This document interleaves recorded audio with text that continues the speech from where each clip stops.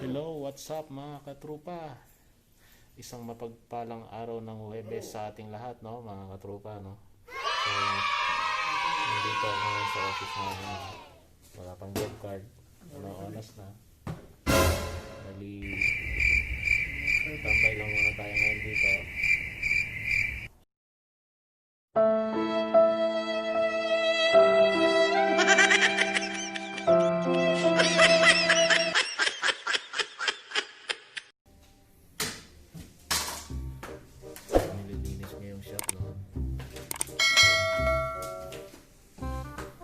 Hindi tayo pwedeng umapak sa sahig ngayon gawa ng nililinis na. Kaya ang lolo mo sumampa muna dito sa mesa. Pwede tayong nakapending na mo repair dito sa microwave, isang cooking range. So meron pa pala tayong papalitan ng isang motor na isang blender. So yung part ng mga washing machine na yan tapos na yan. Yung dalawang washing machine na nandun sa dulo tapos na rin. Shoutout nga pala sa mga ludi natin dyan, mga solid na sumuporta sa YouTube channel natin, no? Sa YouTube channel ng lolo nyo pala. Kilala nyo na po kung sino kayo, mga ludi.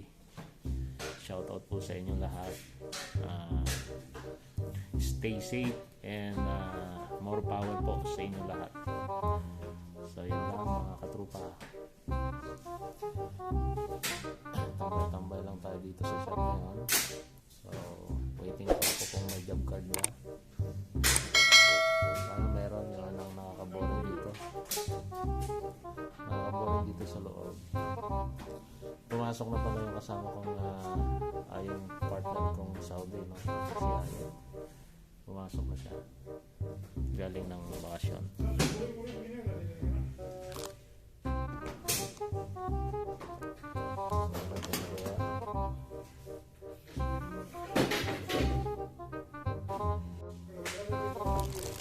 Ito next, tapang ko muna yung isang microwave doon.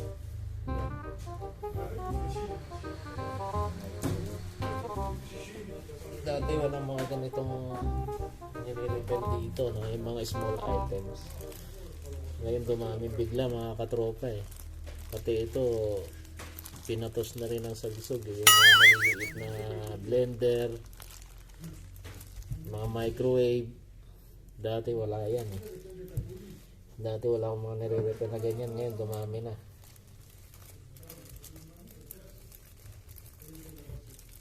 So TV hindi siya gaanong sirain ngayon, no? Matibay din yung Hisense mga katropa. Kung gusto mong bumili ng Hisense brand na TV, lalo na yung mga 4K, hindi siya gaanong sirain, no? Unlike ng mga naunang model ng Hisense. Ang madalas doon magsira dati is yung backlight mga katropa, no? So kung nagbabala kayong bumili ng television, lalo na yung mga 4K, may advice ko na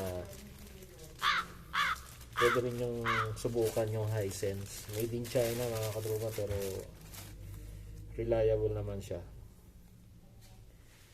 Siguro mga 2 to 3 years sira na. No, joke lang. So papalit tayo mamaya ng ano, patuyuin lang muna natin yung sahig. A few inches later. So yun mga katropa, ito pala yung blender na papalitan natin ng motor, no?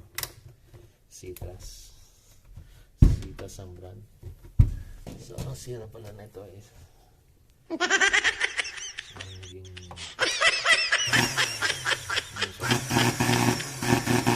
nag-spark yung carbon brush niya sa loob. So kailangan natin palitan. So tara, ayan, nakamoy usok na, no? May sunog na siya.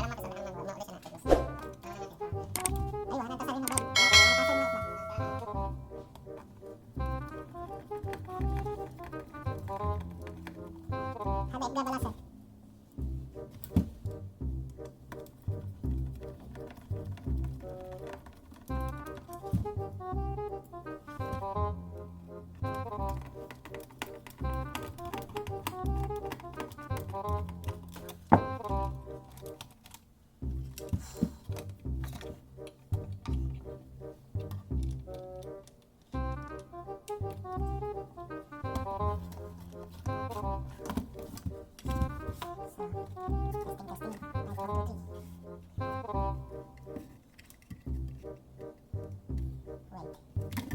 ang piso. Ganito ang piso.